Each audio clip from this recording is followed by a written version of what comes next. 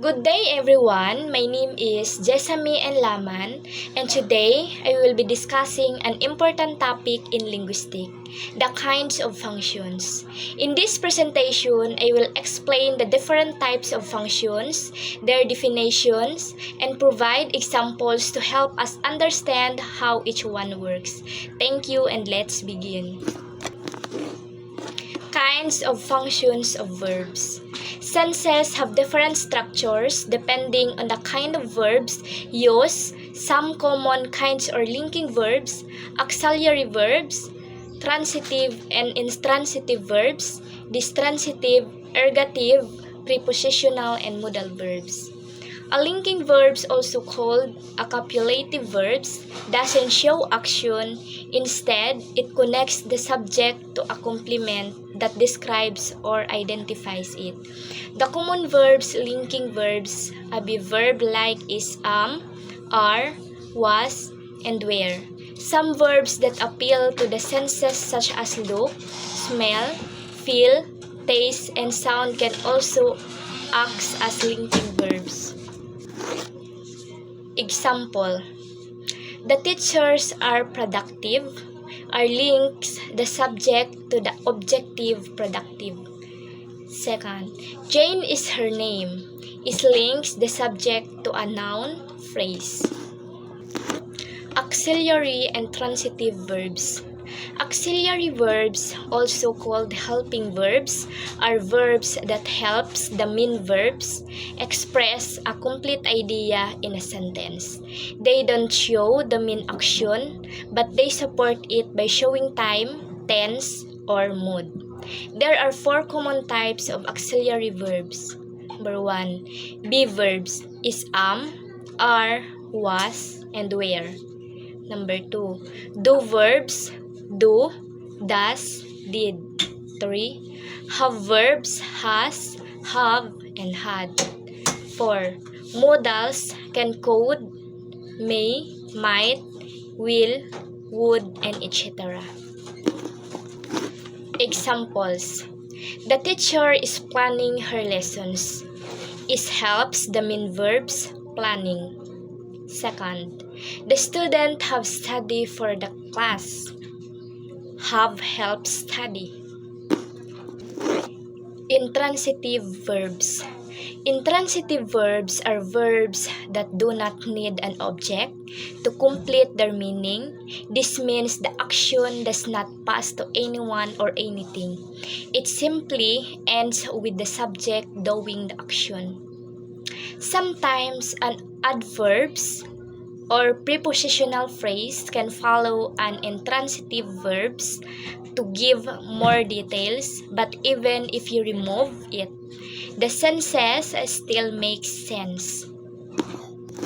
Examples: the girl ran away into the forest.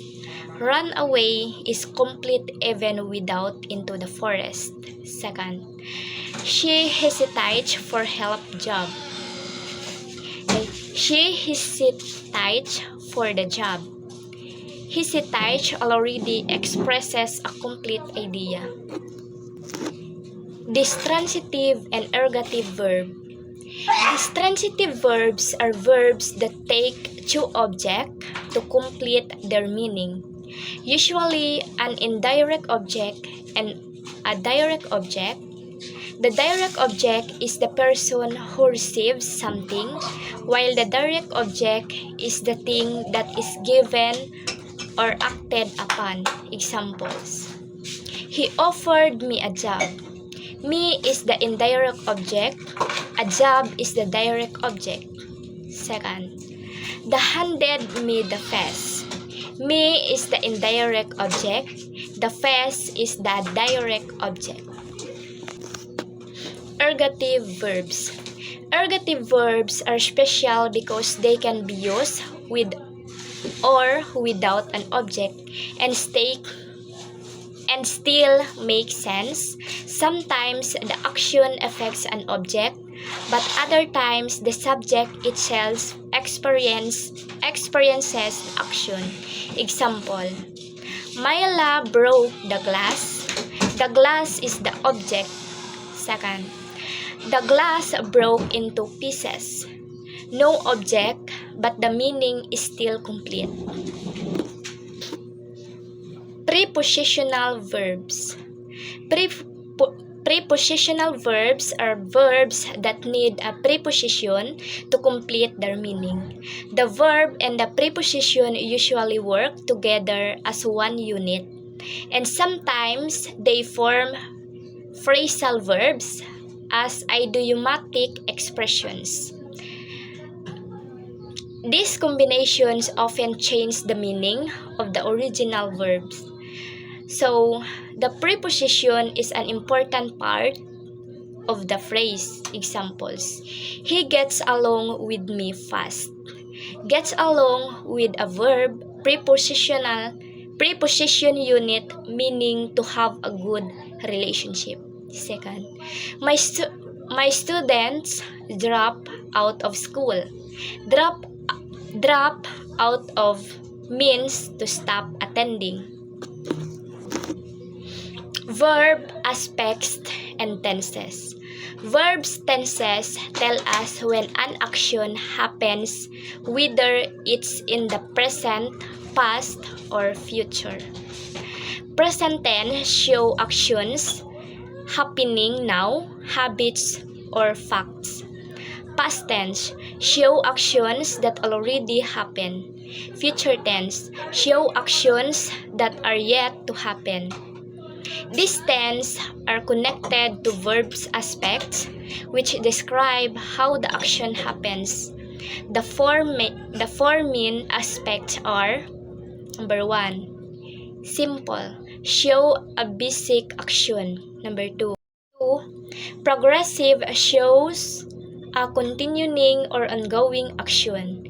3, perfect, shows a completed action. 4, perfect progressive, shows an action that started earlier and continue over time. Simple past tense. When we construct the simple past tense, the verb is always written in each past form. This tense is used to show actions that were completed in the past, whether they happen once repeatedly or over a certain period of time. The simple past tense can also be used to tell stories, describe past habits, or list a series of past actions. Examples: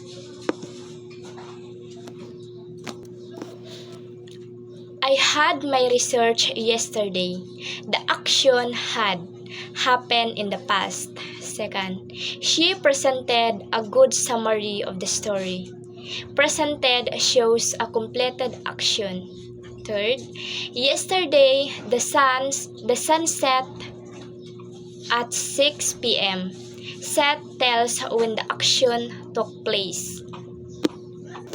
This is the end of my presentation. Thank you and God bless.